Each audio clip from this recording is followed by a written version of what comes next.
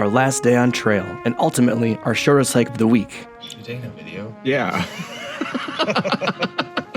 It's day 6? Day 7, holy moly.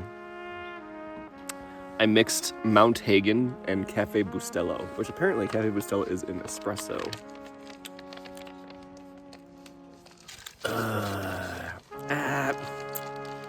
The Mount Hagen by itself is like a 5, 5.5, and the Cafe Bustelo is like a 3, maybe a 2. Then you mix them together, it kind of like meets in the middle. It's like a 4. That's math for you. It's math.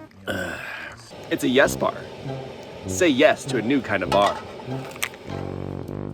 The plan was to hike from our camp at the Poia Lake Campground to the Many Glacier entrance station via the Sherburne Cutoff Trail, in the hopes that Ben would be there to meet us with the car. Hey, Danny. Yo, are we out of the woods yet? Not yet. Are we out of the woods yet? Not yet. We made it to the Cutoff Trail. I ran down to make sure Ben was there, dropped our packs. He's there with the car. It's a hell of a mile down. It's an elevation loss of 1,000 feet in a mile. And I get to do it 3 times. I just lost my sunglasses.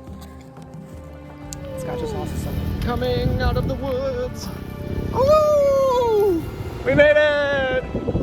There's Ben. There's a bathroom. There's Ben. I'm like, hell, no, dude.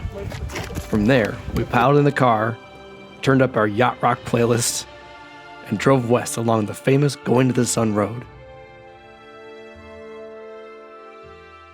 A 10 out of 10 drive.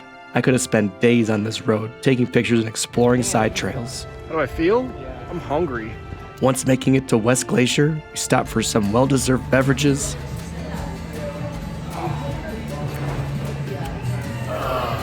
and a post-trail feast. This is where we're staying tonight, I think. This is like an Airbnb themed after a Western TV show that Danny really loves. For our last night before parting ways and flying back home, I booked us a tent cabin at the Lonesome Dove Guest Ranch, a resort based on my favorite movie. They didn't rent pigs either. I feel very at home here. Sure, the twins. Did you leave that one open?